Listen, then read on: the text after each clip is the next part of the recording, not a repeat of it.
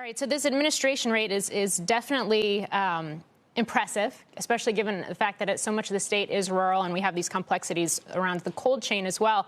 Given the fact that so many of the doses that you are administering are in this initial wave going to nursing homes and assisted living facilities, how have you been able to carry that out, especially as we've seen other states still trying to figure out that logistical process?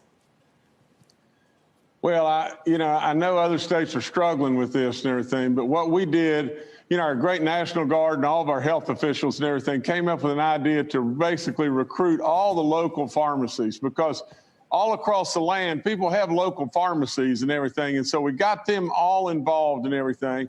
We're probably going to come real close to 95%, of all the vaccines that we have are out now, and in the next, probably within the next 10 to 14 days, we'll have a population that's close to 3% of our entire population within our state completely vaccinated. And that is our assisted living, our nursing homes, and all of our staff. And we'll have it done probably before a lot of states will get started. But there's a lot of great stuff going on in West Virginia. We've led the way, with the first to test all of our nursing homes. We've led the way with assisted living testing, and we've led the way in personal income growth and lots of different things that are going on in West Virginia.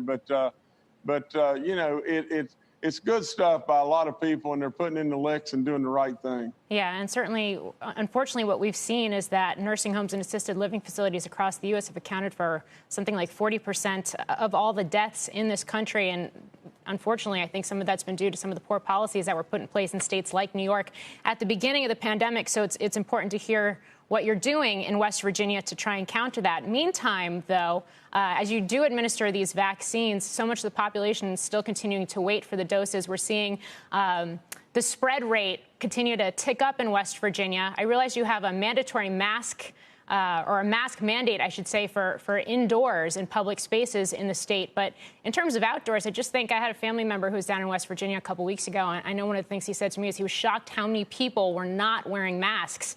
So how are you enforcing that? And how are you looking to counter that spread in the meantime? Well, West Virginia is no different than any other state. In fact, we're probably the most vulnerable of all the states.